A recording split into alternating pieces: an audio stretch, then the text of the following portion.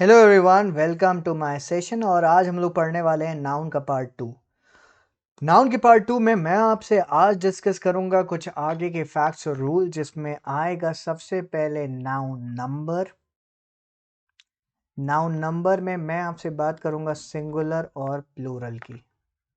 Singular और plural के कुछ बेसिक लॉस। इसके बाद हम लोग बढ़ेंगे नाउन जेंडर पर।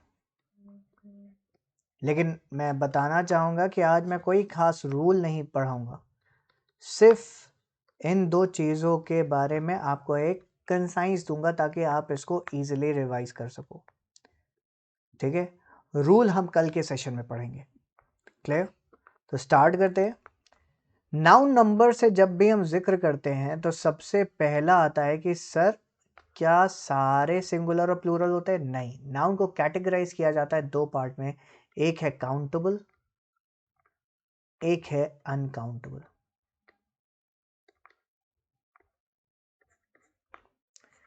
काउंटेबल वो होते हैं जिनकी गणना की जा सकती है। गणना मतलब जिनकी गिनती की जा सकती है, जिनको काउंट किया जा सकता है। Those which can be counted. Uncountable can not be counted. इनको या तो तौला जाता है या तो नापा जाता है। तो अल्टीमेटली हम कह सकते हैं इनका मापन किया जाता है, यानी कि मेजरमेंट।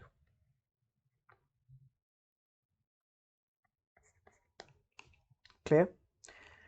और ज़्यादा मैं कॉम्पैक्ट होकर अगर बात करूं तो कई जगह अनकाउंटेबल आपको कलेक्टिव नाउन के तौर पर कैटेगरी बताते मिलते हैं। कलेक्टिव नाउन के तौर पर क्या बताते मिलते हैं? कैटेगरी। इसके एग्जांपल्स देते हैं। जैसे कि मैंने कहा फर्नीचर। फर्नीचर आपका अनकाउंटेबल हो जाता है। क्या हो जाता है? अनकाउंटेबल। और इसका काउंटेबल फॉर्म पता है क्या होता है? इसको काउंटेबल होता है टेबल और चेयर। आप टेबल काउंट कर सकते हो, आप चेयर काउंट कर सकते हो, लेकिन ओवरऑल कैटेगरी की बात करें फर्नीचर, आप उसको काउंट नहीं कर सकते। ठीक है? इसी तरह पेपर। पेपर को कुछ लोग काउंटेबल बोलते हैं, बिल्कुल गलत है। पेपर आपका अनकाउंटेबल है। पेपर का मतलब क्या होता है पता है? पेपर का मतलब होता है वो पल्प जिससे पेपर का निर्माण होता है, यानी कि ये उसके सब्सटेंस की बात कर रहा है, मटेरियल की बात कर रहा है। तो इसलिए कभी भी काउंटेबल नहीं हो सकता। काउंटेबल क्या होता है? A sheet of paper. तो काउंटेबल बेसिकली शीट होती है। इसी तरह हेयर आपका, हेयर को काउंटेबल कहा कहते हैं कई लोग, लेकिन काउंटेबल तो होता है लेकिन ये काउंटलेस होता है। जो आप कहते हैं ना एक बाल निकला, वो एक बाल असल में एक स्ट्रैंड होता है। क्या होता है? स्ट्रैंड। STRND, strand. ठीक है? इसी तरह मनी आपका अनकाउंटेबल है। मनी भी काउंटेबल नहीं होता। जो आप काउंट करते हो वो रुपीस काउंट करते हो, एक करेंसी, एक वैल्यू काउंट करते हो। टाइम आपका अनकाउंटेबल है। जो आप काउंट करते हो वो आप आवर्स को काउंट करते हो। तो सबसे पहले नाउन को जो कैटेगराइज किया जाता है दो पार्ट में, वो है काउंटेबल और अनकाउंटेबल। याद रहेंगे, इनके बेसिस पर काफी ज्यादा SSC में एरर्स कमिट करके लोग आते हैं। फर्नीचर पे एरर करते हैं, पेपर पर एरर करते हैं, हेयर पे करते हैं, मनी पे करते हैं, टाइम पे करते हैं। ये सारे अनकाउंटेबल है। क्लियर? और इसको हमेशा याद रखना, ये एग्जाम में अक्सर पूछे जाने वाले क्वेश्चन है, ये पांचों के पांचों। इसके बाद जब हम काउंटेबल्स में आते हैं तो काउंटेबल्स में हम सिंगुलर और प्लूरल की बात करते हैं। तो सिंगुलर और प्लूरल के कुछ लॉज होते हैं जो हमको याद करने होते हैं। देखो, अब मैं तुम लोगों को वो वाला नहीं बताऊंगा कि SES लगा दो वाला लॉ नहीं बताऊंगा। Y हटा के IES लगा दो, F हटा के VES लगा दो। ये कॉमन होते हैं, ये सभी को पता है। F हटा के VES लगाना है, Y हटा के IES लगाना है, S लगा के या ES लगा के प्लूरल हो जाएगा। ये सभी को पता होता है। हम बात करेंगे कुछ ऐसे की जो एग्जाम में गलती करते हो। सबसे पहला जो रूल मैं बताने जा रहा हूँ वो है US वाली एंडिंग को I से रिप्लेस करके प्लूरल बनाना, यानी कि US वाले को इंडिया ले आओ। कैसे? कैक्टस होता है, cactus, syllabus, focus, locus, caucus, ये सब सुने वर्ड, सुने कि नहीं सुने? कैक्टस का प्लूरल क्या हो जाता है? कैक्टी। सिलेबस का क्या हो जाता है? सिलेबी। फोकस का क्या हो जाता है? फोसाई। लोकस का क्या हो जाता है? लोसाई। कॉकस का क्या हो जाता है? कॉकी। ये सारे आपके प्लूरल हैं जो कि यूएस हटाकर आप आई लगाते हो, ठीक है। तो ये एग्जाम में आपके पूछे जाने वाले वर्ड्स है। यूएस वाली एंडिंग का प्लूरल कैसे बनेगा? आई लगा के, ठीक है। नेक्स्ट अगर बताएं तो यूएम और ओएन की एंडिंग वालों का प्लूरल बनता है ए लगा के, जैसे बैक्टीरियम, मेमोरेंडम, प्रोपेगेंडम, स्टेडियम। कहोगे सर स्टेडियम भी? हाँ स्टेडियम भी। डेटम, अजेंडम। बैक्टीरियम का क्या हो जाता है? बैक्टीरिया। आज के मॉडर्न लैंग्वेज में बैक्टीरिया सिंगुलर है, गलत है। मेमोरेंडा, प्रोपेगेंडा,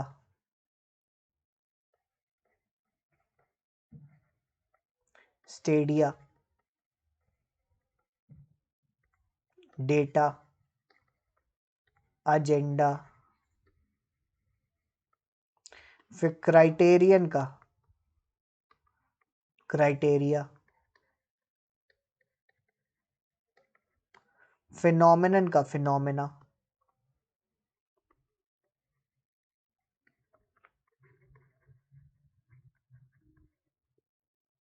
मेरी वजह से कुछ छुप रहा होगा तो मैं अपने आप को हटा देता हूं। तो ये दिखाई दे रहा है सब, ये सारे वर्ड आपके एग्जाम में पूछे जाने वाले वर्ड हैं। तो हमसे मैंने पहले ही कहा था एग्जाम ओरिएंटेड ही बात करने वाले। ये था आपका सेकेंड लॉ, जो मतलब एक रूल बेसिस पे बात कर। थर्ड आता है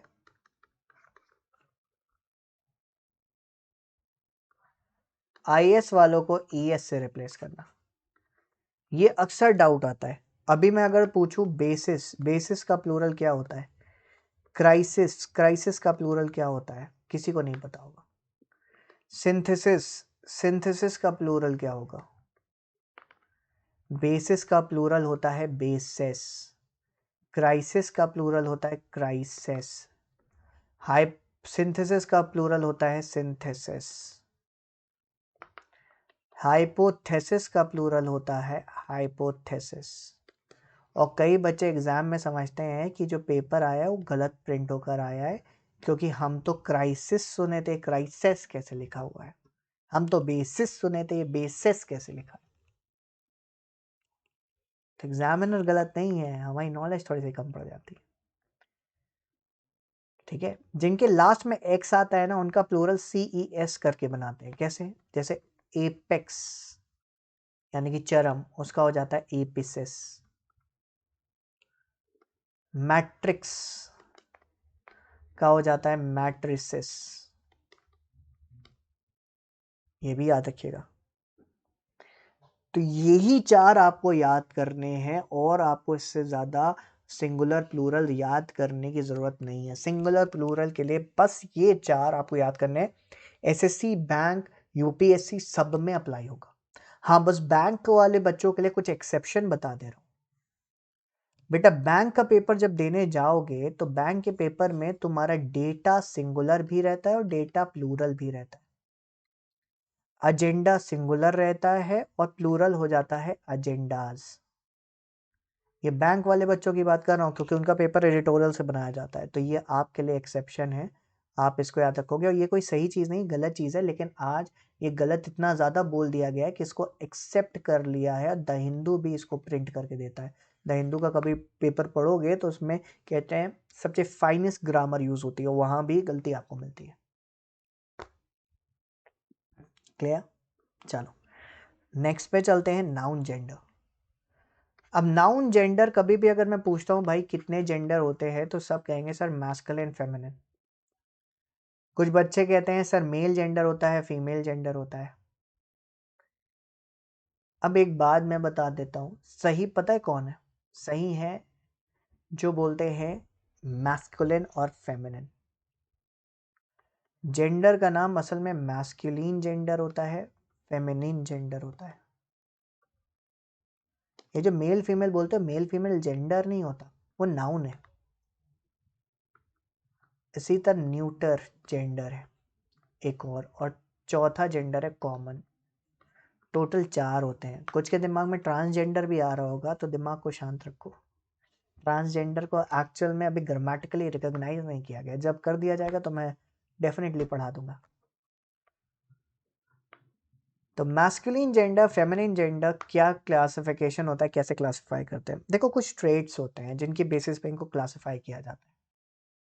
अब तुम लोगों से अगर मैं पूछूं तो कहोगे sir boy, girl, man, woman. Good.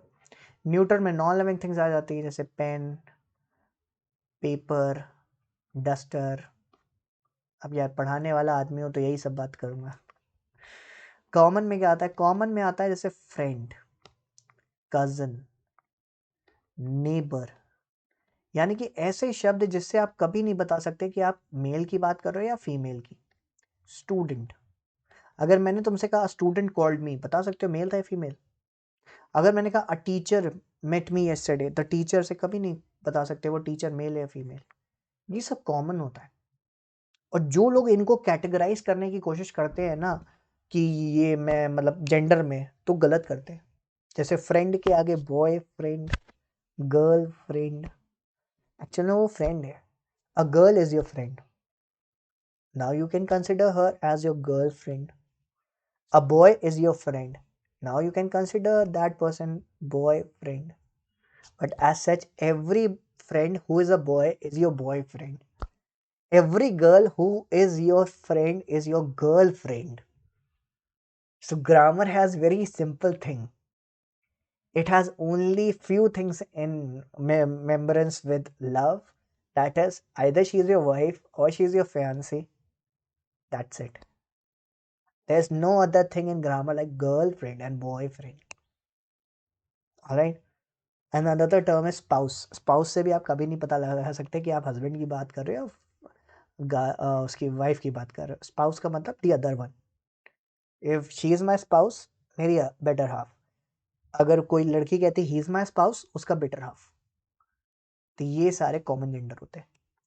इन पर एक रूल आता है पर्सोनिफिकेशन का, अक्सर एग्जाम में पूछा जाता है, तो वो मैं आज आपको बस यहाँ पर बताऊंगा।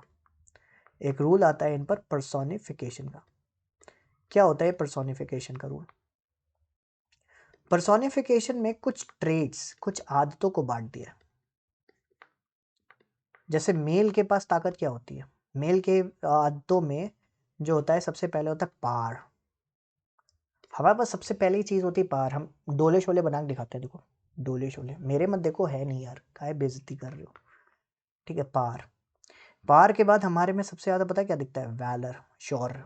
अब पावर है तो लेके तुर्रम खां बन के पहुंच जाएंगे, बचाया उसको। उसके बाद वॉयलेंस, हिंसा, ये भी हमारा ही सबसे बड़ा गुण है। हमारे पास स्ट्रेंथ है, पावर है, ठीक है। स्ट्रेंथ पावर की वजह से हमारे पास करेज भी आता है। क्या आता है? करेज। अब देखो अगर मेरे पास ताकत है, हमने खूब बॉडी बनाई, खूब स्ट्रेंथ है, खूब पावर है, तो उससे मेरे अंदर साहस भी आ जाए, करेज और भौकाल। आम भाषा में, आज की भाषा में अगर लड़कों से पूछोगे ना करेज, तो उनके लिए करेज भौकाल होता है। बहुत भौकाल है भाई का, कहीं चले जाओ नाम चलता है, नाम भौकाल है। और भौकाल बना कैसे भाई का? भाई ने शौर्य दिखाया था। पता है शौर्य कैसे बनाया था भाई ने? उसको गिरा गिरा के मारा था, वहीं गिरा गिरा के मारा था। तो ये है मर्दांगी, मेल कैरेक्टरिस्टिक। तो अगर ये मेल कैरेक्टरिस्टिक आपको किसी भी चीज में दिखती है, तो आप उसको मेल के रूप में पर्सोनिफाई कर सकते हो। इसी तरह महिलाओं में आते हैं। महिलाओं में क्या होता है? फीमेल्स में। फीमेल कैरेक्टरिस्टिक्स में जब आते हैं ना, तो सबसे पहले आता है, मैं वीकनेस तो नहीं बोलूंगा, लेकिन पोलाइटनेस, ठीक है, इनके अंदर सबसे ज़्यादा होती है। अच्छे जेस्चर्स जितने भी होते हैं वो गुड क्वालिटीज़ वो इनसे कैरेक्टराइज की जाती है। ममता, ठीक है, ये कर्टियस होती हैं, कर्टियस होती हैं, काइंड होती है, काइंडनेस होती है, वो इनसे दर्शाई जाती है। ठीक है, ग्रेसफुलनेस भी इनसे दर्शाई जाती है, ग्रेस कुछ अच्छा हुआ है वो भी इनसे दर्शाया जाता है। और ग्रेसफुलनेस हो गया, काइंडनेस हो गया, जेंटलनेस, ब्यूटी भी इनसे दर्शाई जाती है। ब्यूटी, कोई चीज़ ब्यूटीफुल दिखती है तो उसको भी फेमिनिन कैरेक्टरिस्टिक दिखाई जाती है। ठीक है, तो वो एक कहावत सुनी है ना, वो कहावत बता रहा हूँ, वो कहावत थी, अगर एक मूवी में कहावत थी, मैं तुम लोग बताता हूँ, ये चांद भी क्या गजब ढाता है।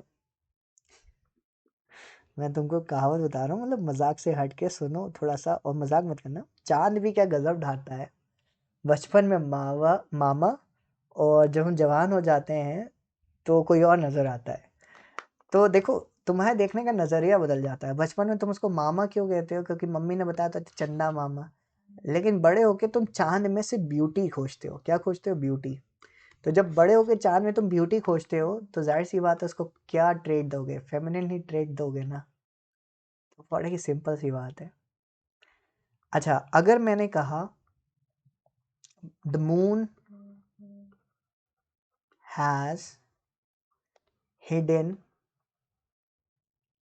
his, her, its face behind the cloud, behind the cloud. So what will be the answer? देखो, इट्स लगा नहीं सकते क्योंकि न्यूटर तो कंसिडर नहीं कर रहे। यहाँ पर अपना फेस छुपा रहा है, यानी कि मैस्कुलिन या फेमिनिन की तरफ बर्ताव करेगा। फेस किसको रिजेंबल करता है? ब्यूटी को। अब ब्यूटी को रिजेंबल करता है तो हम क्या लिखेंगे? The moon has hidden her face. His भी कट जाएगा, इट्स भी कट जाएगा, हिज हर भी। ठीक है, तो इसी तरह अगर हम कहें the ocean roared with all its might, with all its might, and swallowed the ship, and swallowed the ship. अब यहाँ पर एरर कहाँ है? अब देखो, बोला ओशन, ओशन का मतलब हो गया समुद्र, रोर का मतलब होता है दहाड़ना, रोर दहाड़ना।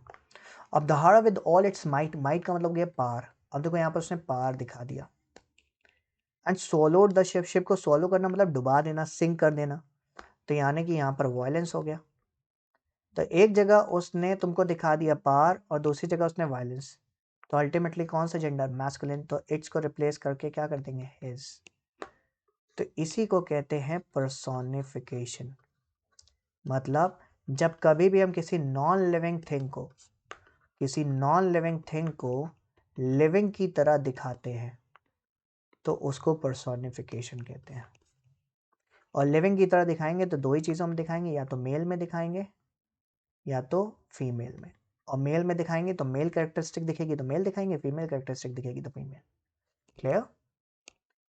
तो ये तुम्हारा आज का सेशन था। आज मैंने आपके 5 मार्क्स के क्वेश्चंस को कवर किया जो आपको एग्जाम में मिल सकते हैं। ठीक है, मैंने आपसे नाउन नंबर डिस्कस किया, आज नाउन जेंडर डिस्कस किया, नाउन नंबर, नाउन जेंडर, और मैंने आपको डिस्कस किया पर्सोनिफिकेशन का रूल।